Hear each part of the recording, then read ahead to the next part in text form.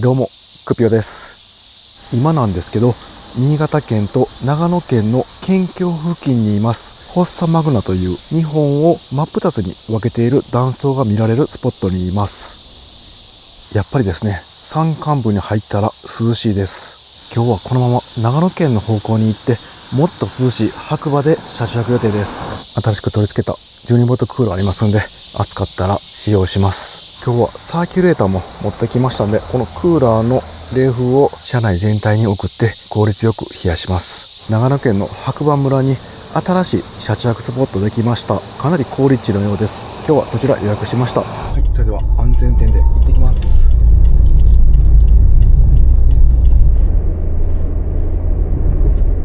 スキーの街白馬村ってなんかワクワクします。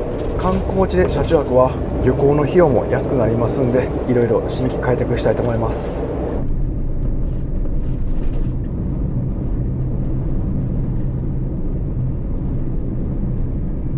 はい、JR の白馬駅の前に来ました。レトロな雰囲気でめっちゃいいですね。で、お土産屋さんとかもありますんで、ちょっと寄ってから車中泊地に向かいます。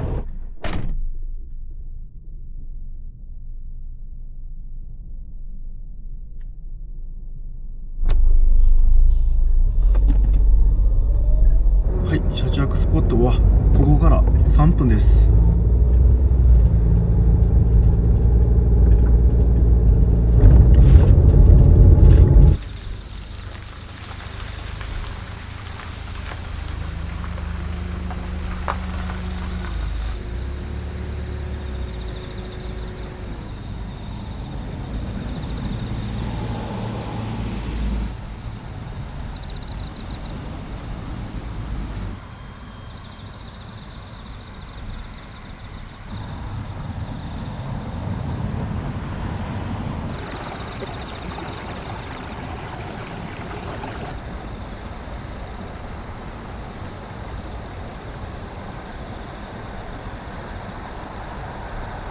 はい、到着しました。1500円で白馬の結構中心街なんでアクセスも良くて、新しい車中泊スポットということで楽しみにしていましたが、いろいろ想像と違うところがありました。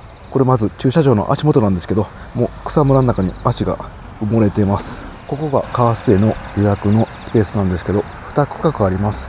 で、ここもう草むらで入れなかったんで、何回かバックして草を倒しました。反対側もこんな感じでバックしてタイヤで草を潰して歩けるようにしました。アプリのメッセージの方で管理人さんからなんか草刈りが間に合ってなくてすいませんみたいなメッセージが入っていましたが、こんな感じになっていました。で、もう一つ想定外だったのが、この建物、自分トイレと思ってたんですけど、このレンタカーの待合施設みたいなスペースでした。なのでトイレではありませんでした。ここにカーステイの取説が書いています。ここがカーステイ用の区画です。で、こちらがカーシェア用の区画です。で、チェックインは3時からチェックアウトは12時まで、ちょっとゆっくりですね。駐車場内での火の扱いなんですけど、焚き火などの直火は禁止、バーベキューコンロなど調理器具を使用してください。そして面白いのが、駐車場の裏、農業用の用水路がありますので、水を汲むことは可能です。ただゴミや汚水を流さないでくださいとのことです。ここの用水路っぽいですね。ただ結構草も生い茂っていて流れも速いんで危険だと思います。なんか釣り用のバケツとか持ってきて、で、紐で垂らしてすくうのだったら可能かなと思います。この北アルプスからの地下水なんでかなり水は綺麗だと思います。スキー場も見えています。駐車場周辺も畑が広がっていて、すごいいい感じの道路があって散歩したくなるような好立地です。ただ草がぼうぼうだったり、この敷地内でトイレはないので安いには理由がありますね。ただすぐ目の前に30秒ぐらいですかね、ローソンがあります。一応車内緊急のトイレは積んでいます。夜中はコンビニ1回利用させてもらって早めに寝る方がいいですね。その時に一緒に何か買い物もしたいと思います。で、周辺お店も結構ありますんで、温泉とかあとスノーピークもあります。散歩しながらいろいろ楽しみたいと思います。トイレ付きのキャンピングカーならアクセスも良くて料金も安いんで、ここかなりいいですね。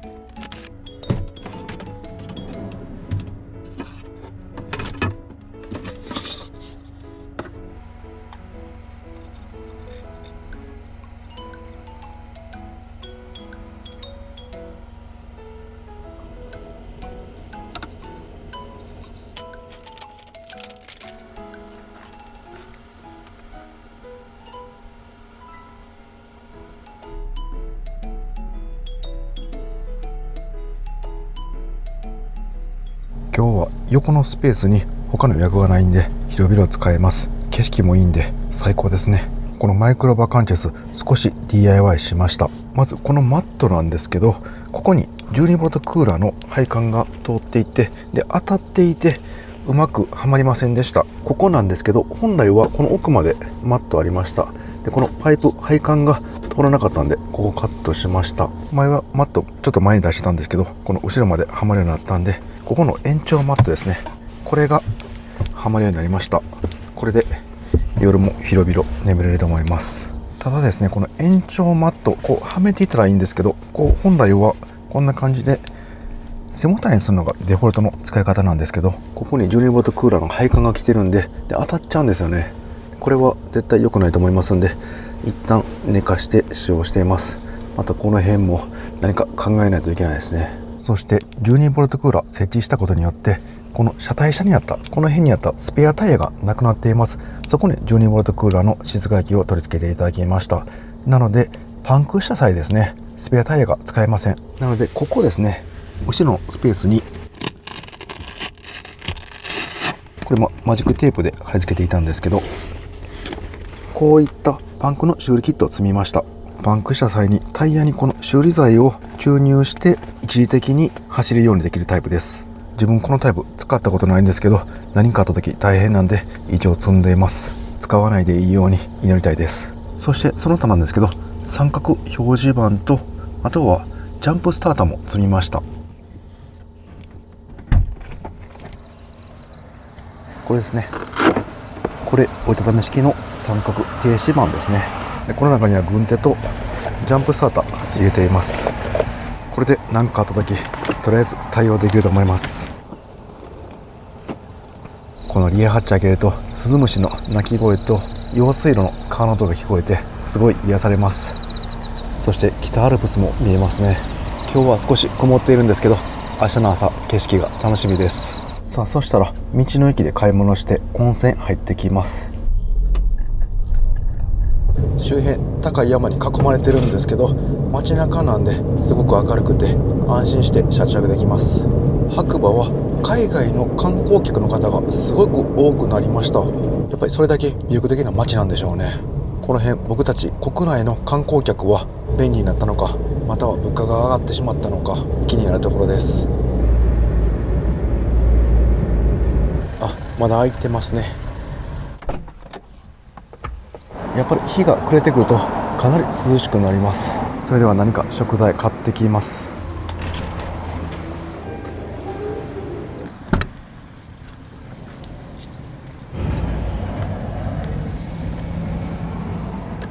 はい、地元の食材買ってきました。冷蔵庫に冷やしておきます。残りの食材は近くスーパーあるみたいなんで寄って買っていきます。ここの道の駅、車中泊の注意事項ありますね。長時間の駐車車中泊はご遠慮ください。駐車スペースがすごい狭いんで車中泊するとすぐいっぱいになりそうですね。白馬村は大型スーパーが充実しています。もう近距離に3店舗ぐらいあります。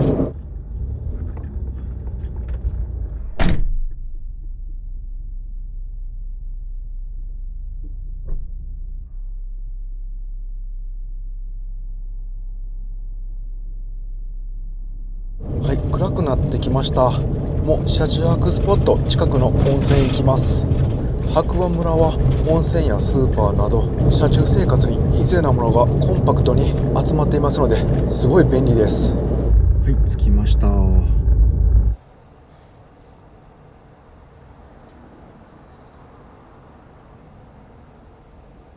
軽自動車なんで当たり前ですが店の真ん前止められます。隣がローソンで、もうすぐそこですね、車中泊スポットが見えてるぐらいの距離感です。山の方を見たらですね、うっすらとこのスキー場光ついてます。ゲレンデのライトアップだけされています。シーズンオフの夏でもここがスキー場の街白馬というのを肌で感じることができます。それではお風呂の準備して一風呂浴びていきます。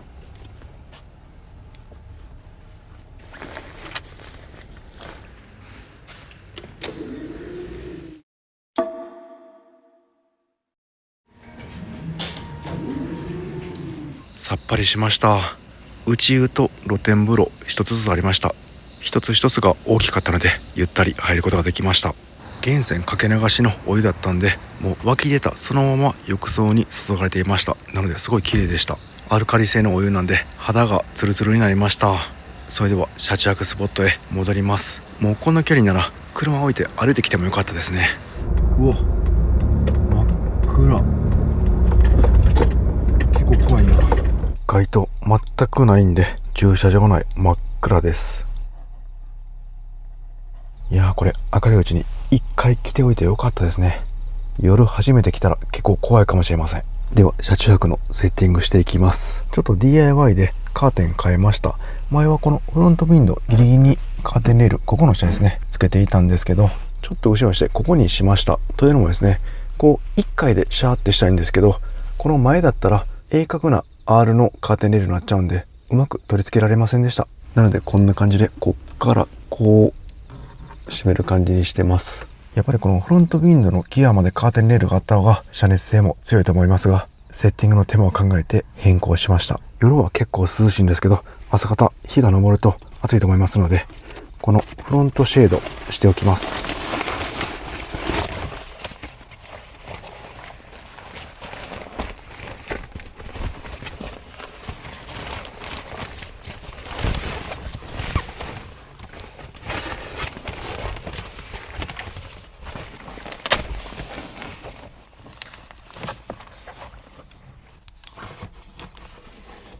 はい、何回か変えていったらですね、結構慣れてきて密着できるようになりました。次はサイドウィンドウ取り付けます。自作した折りたたみの銀マットにリメイクシートを貼り付けました。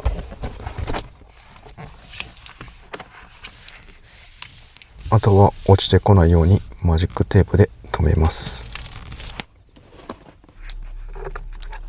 はい、シェードは完了しました。これにカーテンしていきます。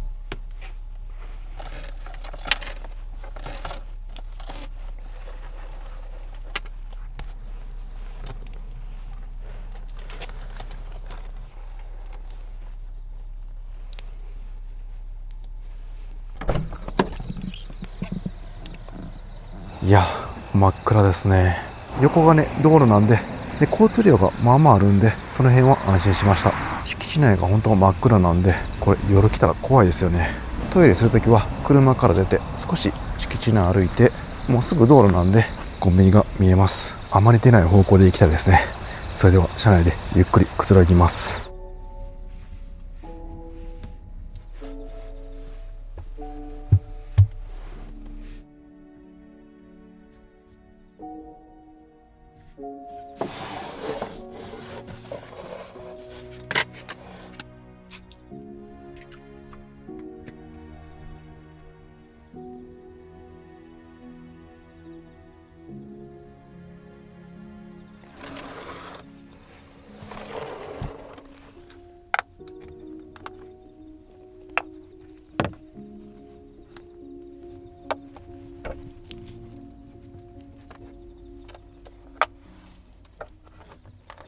はい、車内のセッティング終わりました。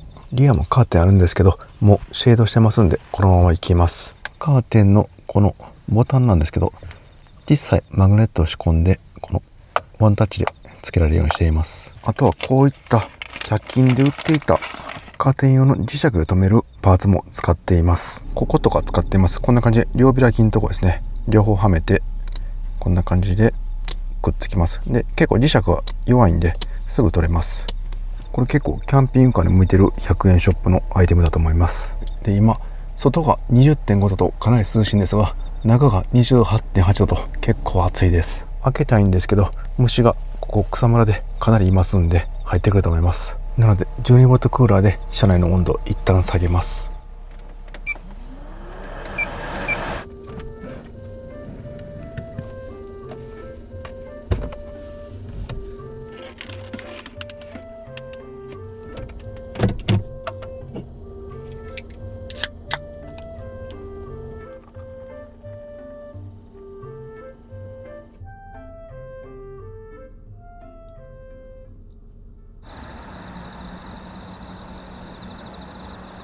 今のバッテリー残量なんですけど 94% あります。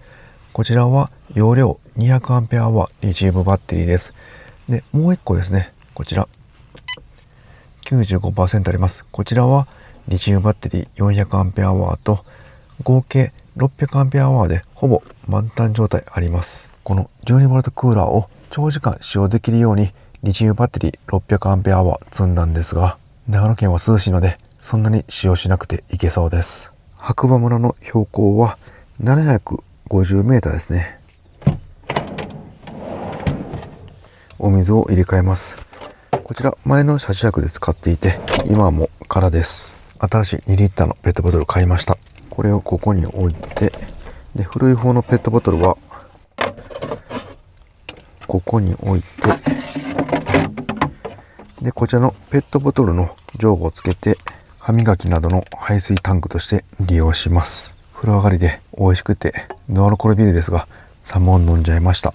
冷蔵庫もよく冷えていたんでキンキンです。自分実はですねずっと禁酒していました。というのもこの右手1年ぐらい前ですかね、骨折して手術の時から禁酒しなければならなかったんで、その禁酒をずっと継続していました。で意外とですねやめれました。もう1年間お酒飲んでいません。でも先日昔の友達が家に来たんですけど、その時久々に1杯だけ解禁しました。それでまた飲みたくなるかなと思ったんですけどならなかったんで、また禁酒を継続している状態です。そして1週間後に右手骨折時に入れたプレート、中にこれプレート入ってるんですけど、それをまた取る手術を行います。なのでまたお酒飲めないのでしばらく継続したいと思います。このまま禁酒継続できるのか、ひょっとしたらまた飲んでるかもしれませんが、できるだけ継続したいと思います。自分すごいビール好きで1日10本ぐらい、少ない日でも6本は飲んでました。やめてから思ったのはめちゃくちゃ暇になります。夜一段落したらすぐに飲んでいたので、それがなくなるんでかなり暇になりました。最初戸惑いましたが、今は YouTube の編集や動画のアナリティクスなど振り返ったりしています。あとは睡眠の質が上がりました。途中で起きたりしなくなりました。何より以前ビール飲みすぎていたんで、いつかは病気になると思っていましたんで、長生きできるようにもうちょっと続けていきます。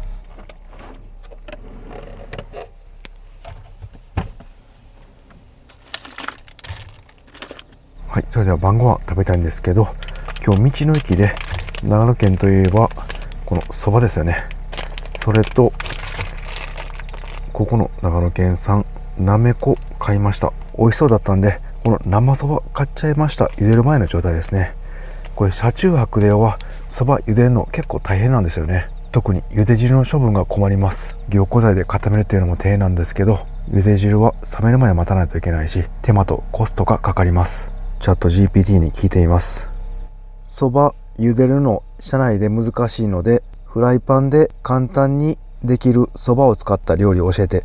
はい、出ました。フライパン焼きそば風そば、ぶっかけ炒めそば、そばチャーハン、そばのペペロンチーノ、そばピザ。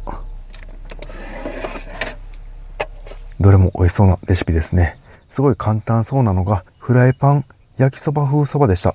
で今日おつまみでこの合鴨ロース買っていたんで、鴨の焼きそば風そば作ります。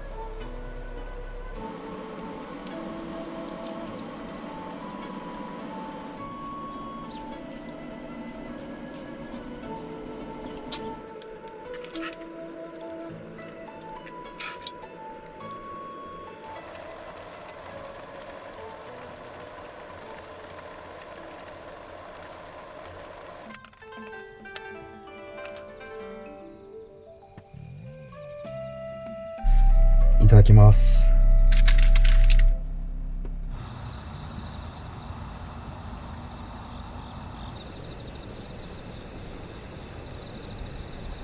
ごちそうさまでした。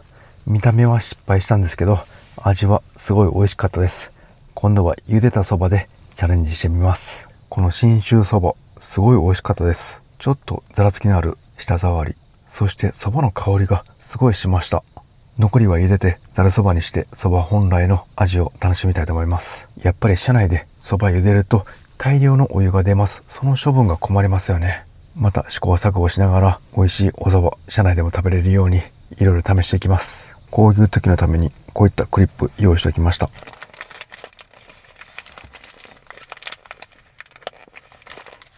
あとこの調味料も買いました。白馬のニンニクが使われているようです。ニンニクのオイルとニンニクの塩コショウです。またこちらは明日以降何か調理に使いたいと思います。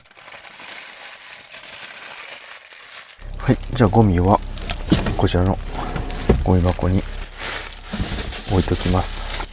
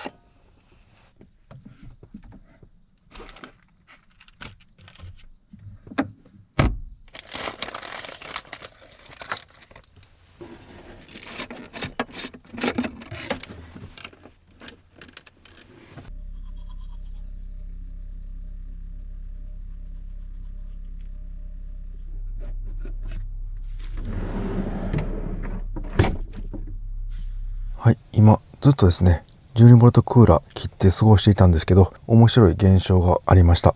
今、外気温が 17.1 度、そして中がなんと 27.6 度もあります。これ最初温度計ここに設置していました。この照明の熱が熱いんかなと思って下げたんですけど、そんなに下がりませんでした。外気温と10度以上差があります。一つの要因としてこの LED 照明ですね。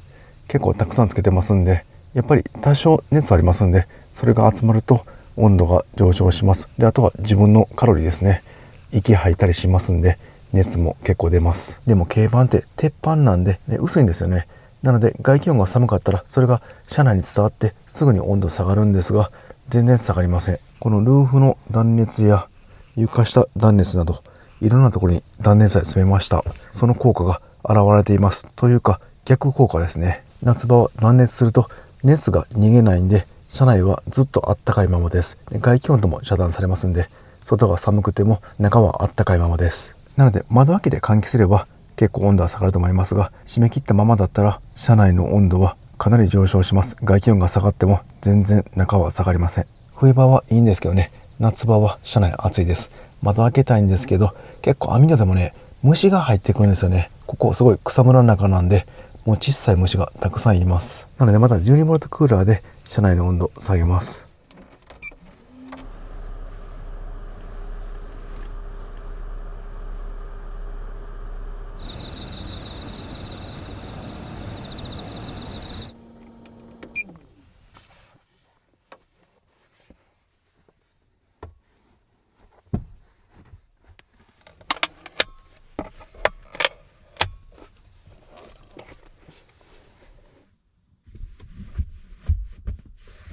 マイクロパカンチェスのベッド広いからめっちゃ好きなんですよね。こうやって寝るともう寝返りも余裕で打てます。そしてこのソファーマットがまた触り心地いいんですよね。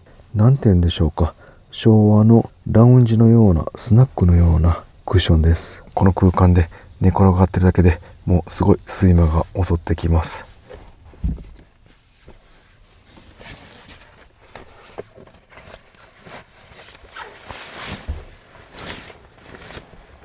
してズボンはパジャマに着替えて寝ます。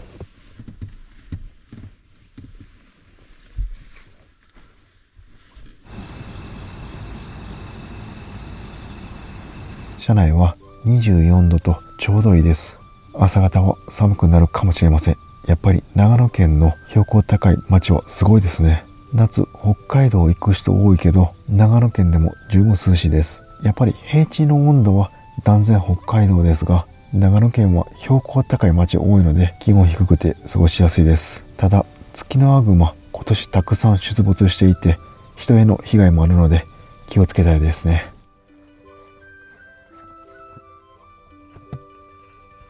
このマイクロバカンチェス、かなり DIY して使いやすくなりました。もう自分の理想の軽自動車なので、これからもたくさん食べに行きたいです。この車といろんな景色みたいですね。もう一つ持っている軽キャンピングカーインディ727はクーラーがないので夏は車中泊できません。冬までお預けですね。インディにクーラーとターボエンジンがあれば最強なんですけどね。そうなると JP スターさん年内発売予定のハッピーワンシティターボが最強の理想に近いかもしれません。軽キャブコンで運転も楽しく坂道ガンガン走ってくれたらすごい人気出そうですよね。ちょっと前までは実現しなかったようなキャンピングカーもビルダーさんやリチウムバッテリーの進化で実現するようになってきました。あとは自動運転のキャンピングカーができたら完璧ですね。しかしキャンピングカー全然飽きないですね。車中泊は防災にもなるし、ほんといい趣味に巡り合いました。明日もこの車で自由気ままにうろちょろしたいです。それではおやすみなさい。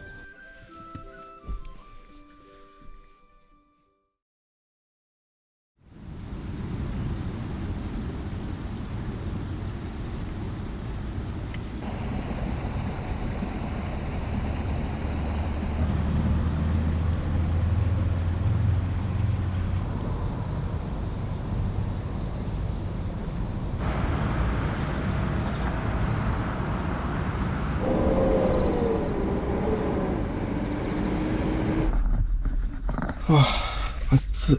うわ、車内 30.9 度、外気温 34.8 度まで上がってます。ちょっと汗かいておきました。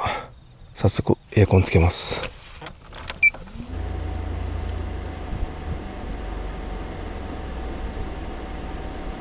気持ちよくて二度寝してもう10時半になっちゃいました。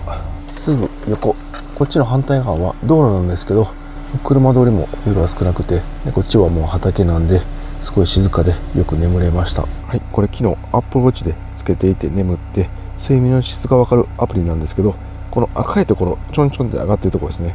最初とあと朝方すごい上がってますが、これが覚醒でもう起きてる状態です。でこの下こっち側が深い眠りになります。で朝方やっぱり暑かったのか覚醒が多くなっています。で寝始めてから途中はもうすごいぐっすり熟睡してますね。やっぱり夏の車中泊は日が昇るとダメですね。昇る前に起きないとかなり蒸し暑くなって汗ばんで起きちゃいます。もしくはもうこのクーラーつけて寝るかですね。今クーラーつけてる状態なんですけど、なんと充電能が上がっています。 84% 残量です。で30ワットぐらい充電されています。今車内の冷蔵庫と照明とクーラーつけてるんですけど、この屋根に445ワットのソーラーパネル載せてますんで、そちらの発電の方が買っているようです。無料で電気クーラーが使えている状態です。滞在型のキャンピングカーは大容量のソーラーパネルが本当有効ですね。で面白いのがこの前の方の屋根、この辺結構あったかくなってます。断熱材入れてますがやっぱり熱は伝わってきています。一方この辺ですね、クーラーの冷風が届いているっていうのもあるんですけど、全然熱くなってません。このリアの方もそうですね、ここも全然熱くなっていません。というのもソーラーパネルはリアからこの辺で終わってます。この前はありません。なので直射日光が屋根に当たっている状態です。だからソーラーパネルの夏場どれだけ有効か分かりますね。天井につけると発電以外に暑さ対策としてすごい有効なのが分かります。もうちょっとソーラーパネル前の方にずらして、ここも影にした方がいいかもしれません。でリアは何か板か荷物になるものを乗せれば解決しそうです。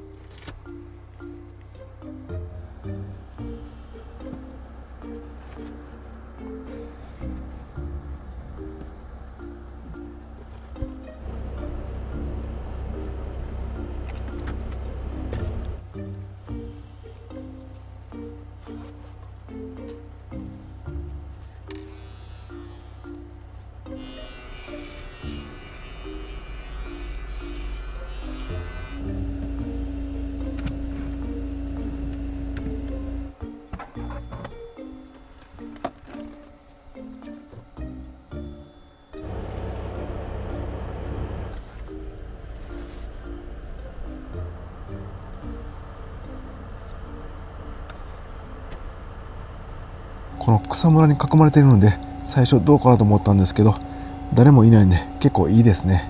ただ虫さんは結構多かったんで、網戸でしっかり対策するか、ドアの開け閉めは一度電気を消すとかして虫対策しないとかなり入ってきます。昨日もしっかり閉めていたんですけど、なぜかちっちゃいガーとかおったんですよね。どっかやっぱ車って穴開いてるから、その漏れた光から入ってくるんでしょうね。いやー、しかし12ボルトクーラー最高ですね。この小さい軽キャンピングカーでもよく吹いてくれます。ちょっとうるさいのがたまに傷なんですけど、風量を下げればなんとか使えます。もうほんと何もセッティングしないでボタン一つで使えるのがポータブルクーラーずっと使ってきたものからすると一番のメリットに感じます。そしてマイクロパッカンチェスのこの常設ベッドモードですね。半分ベッドになってます。これでもそのまま眠れるんですけど、この拡張するとかなり広くなります。やっぱりこのレイアウトが軽バンでは一番使いやすいですね。狭い空間でもベッド展開容易で、寝るのと起きる活動両方の行き来が簡単にできます。この白馬村なんですけど、夏場でもですね結構観光スポットあります。カフェにしたりマウンテンカートで降りたり、そんなことができるようです。あとはもうすぐ近くですね。車で 2,3 分でめちゃくちゃ大きいスノーピークもありました。もう朝ごはんをちゃちゃっと食べて白馬村を探検したいと思います。パンありますんで、このオーブントースターもう家電フル活用してパパッといただきます。あとは道の駅で購入した白馬ハムウインナー美味しそうだったんで買ってみました。こちらもフライパンでパパッと焼いていきます。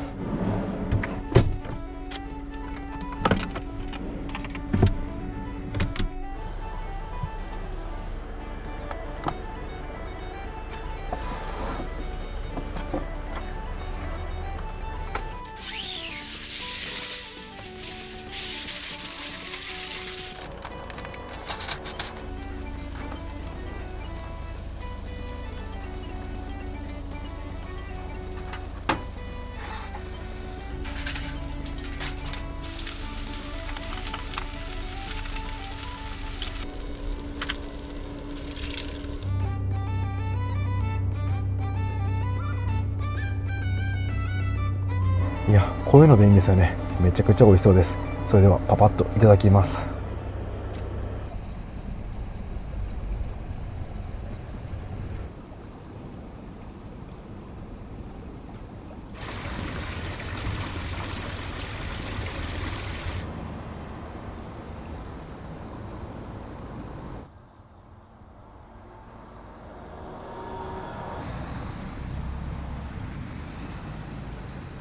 ごちそうさまでした。ソーセージ美味しかったです。もう CM のように噛むとパリッと皮の弾ける音がして中はジューシーでした。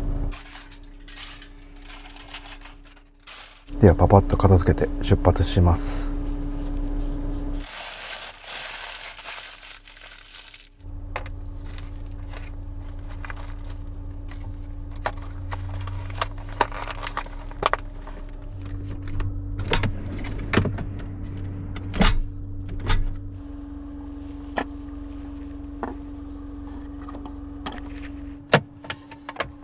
はい、出発の準備整いました。うわ、カーテン開けるだけですごい熱がきました。この前からの熱がどんだけすごいか分かりますね。でカーテンがあることによって少し断熱されていることがよく分かりました。すごい眩しいです。うわ、北アルプスすごいですね。めちゃくちゃ綺麗です。目の前に広がっています。上の方だけ少し雲かかってるんですけど、すごい綺麗に見えてます。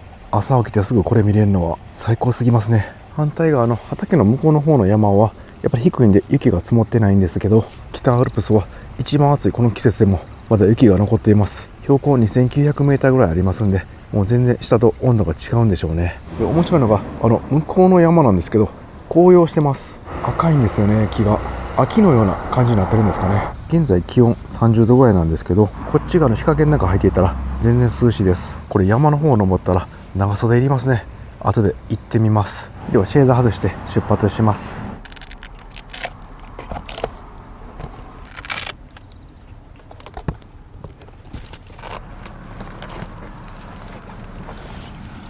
これがね、折りたたむのすごい難しいんですよね。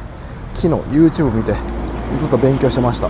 これまず2つに畳んで、次はこの右手は上の方、右上持って、で左手はこの真ん中の方を持ちます。で左手をくるっと反転させて、で右手とこんにちはします。であとは小さくまとめます。これ簡単そうに見えるけどすごい難しいんですよね。慣れないとなかなかうまくできません。でも慣れると一瞬で折りたためますんで、車中泊する方は結構おすすめなシェードです。はい、今日のホテル代は1500円でした。安いですね。でこの近くにですね、なんか良さそうな公園ありました。そこトイレもあるんで車中泊スポットになりそうな感じもします。ちょっと今後のためにチェックしておきます。いや今日はもう絶好のドライブ日和ですね。やっぱ暑いんですけど、でも日差しはそこまで痛くないんですよね。この辺が平地と違うところです。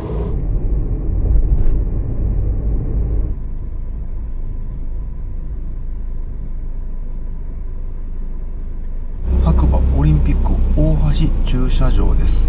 公衆トイレありますね。ただちょっと古びれた感じはあります。夜中電気つくかどうかですね。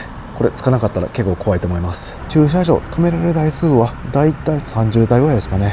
この場所での花火キャンプはご遠慮ください。白馬村、ここでの車中泊は自己責任になりそうです。街灯は一つあるんですけど、多分これ夜9時ぐらいになったら消えると思います。怖がりな人は無理かもしれませんが、もう夜中出ない、もしくは怖がりじゃない人はトイレもあるしいいかもしれません。ただ自己責任になります。いやしかし白馬村はどこからでも北アルプスやスキー場が見れるんで眺め最高ですね。この景色に魅了されて移住する人も多いでしょうね。さあそれでは近くにスノーピークありますんで、ちょっと寄ってその後山登ります。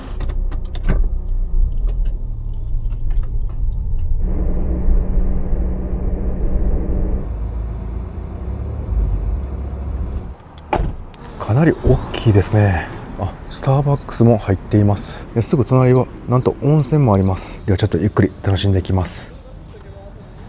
やっぱりキャンプギア直接見るのいいですね。キャンプギアって車中泊でも使えそうなやつ結構多いんですよね。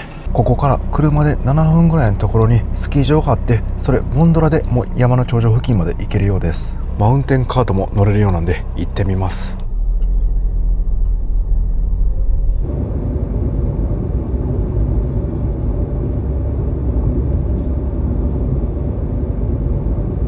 到着しました。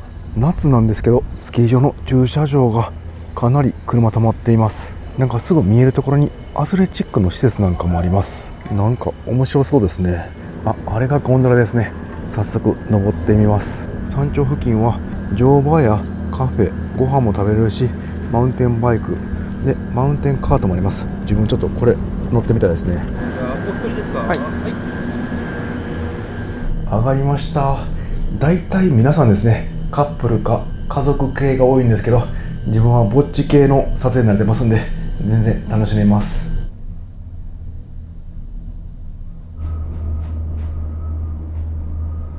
ここですね。下から見たら紅葉していた場所です。真夏でも紅葉しています。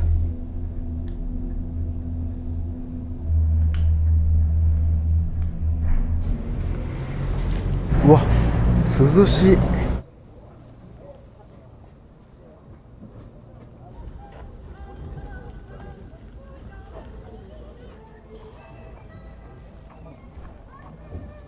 これ5度ぐらい気温違いますね。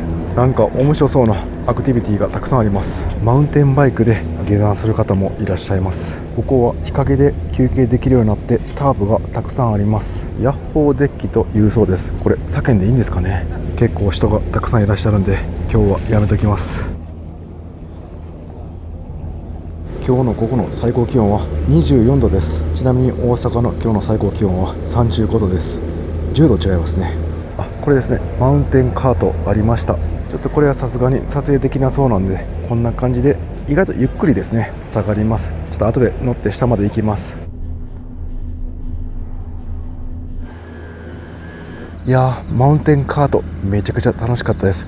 荷物とかも全部預けなければいけなかったんでちょっと撮影はできなかったんですけど、このハンドルにすごいダイレクトに振動が伝わって面白かったです。でこのゴンドラの一番下まで戻ってこれるんかなと思ったんですけど、途中までしかダメで、そこから歩いていくと2時間ぐらいかかると言われたんで、もう一回そこからリフトで上に戻れましたんで、リフト上がってゴンドラで下ってきました。さあ車内でお色がいただきたいんですけど、もう一箇所行きたい場所があります。その後車内でクーラーガンガンにかけてご飯いただきます。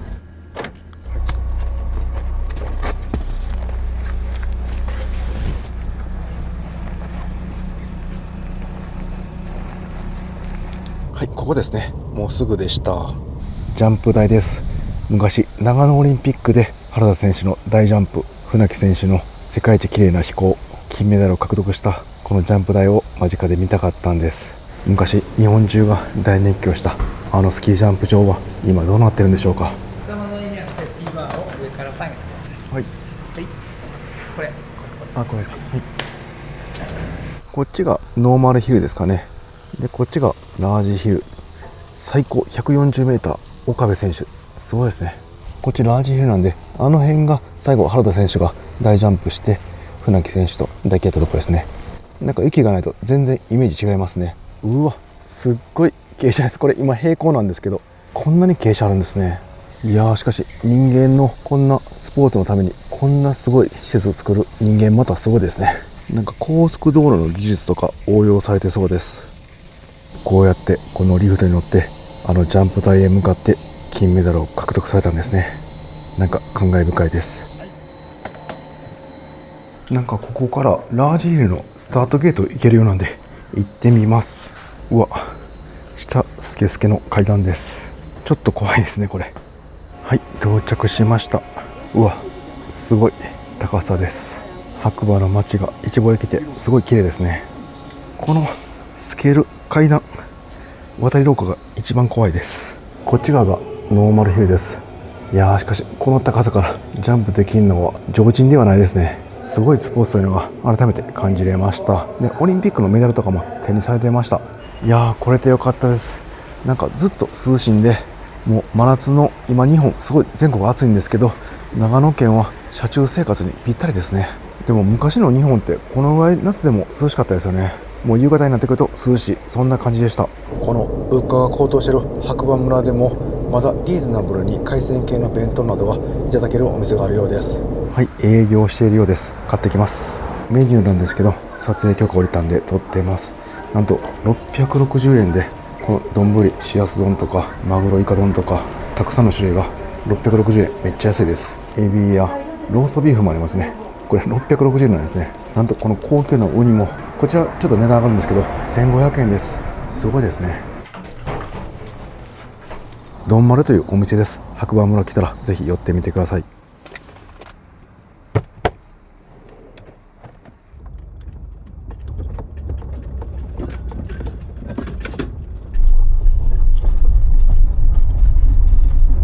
誰もいなくちょうどいい感じに日陰になってますので、ここでお弁当いただきます。ここ結構涼しいんで車の熱気だけ出せば過ごせそうです。バックドア開けていただきます。誰もいけないんでいいですよね。もし誰か来たらもうすぐにドアを閉じます。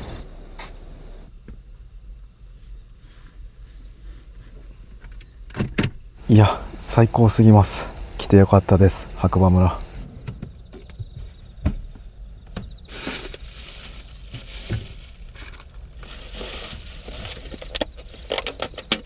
これで1500円でした。めちゃくちゃ美味しそうですね。醤油とお吸い物がついてきました。これ自分北海道でこういったウニやイクラの弁当見たんですけど、もう5000円とかしてました。白馬村も海外の方が増えて値段上がってますが、このまま頑張ってほしいですね。ぜひまた来たいと思います。信州のそば茶も一緒にいただきます。いただきます。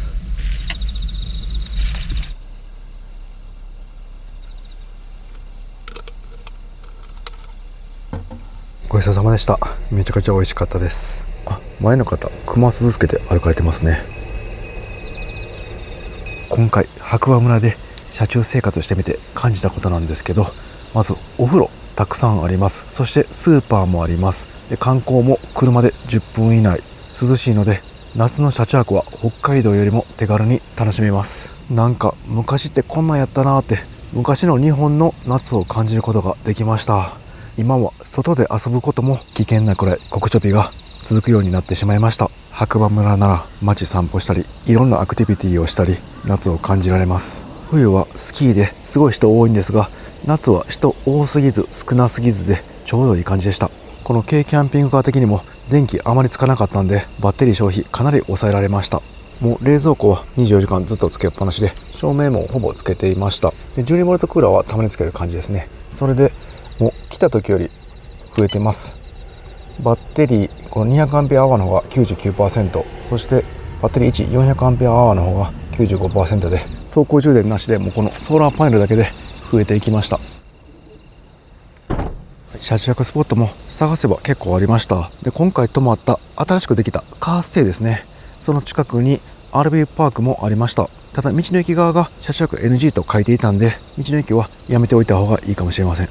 やっぱり有料がこういう時は安心です。キャンプ場も近くあります。であとこういった無料の駐車場も多数あって、公園もあるんですが、ちょっと車中泊の上級者向けという感じがしました。というのも夜は真っ暗になるし怖さを感じると思います。あとは治安が不明なので土地勘ある人じゃないと厳しそうです。であと普通にこの辺クマいます。もうこっち側もそうだし、こっち側も山に囲まれてますんで、クマに囲まれてると思った方がいいですね。